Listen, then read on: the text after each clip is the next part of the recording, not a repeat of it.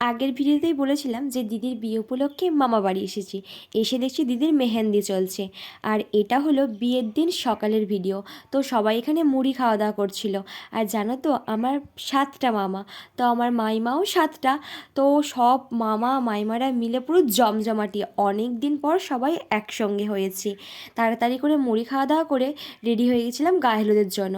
আর এখানে আমার সুন্দর দিদি ভাই একটা চুলে ফুল লাগাচ্ছিল হলুদ রঙের, দেখতে কিন্তু বেশ সুন্দর লাগছিল। আর এটা হলো আমার শ্রাবণী দিদি, মানে ছোটো মাসিমণির মেয়ে।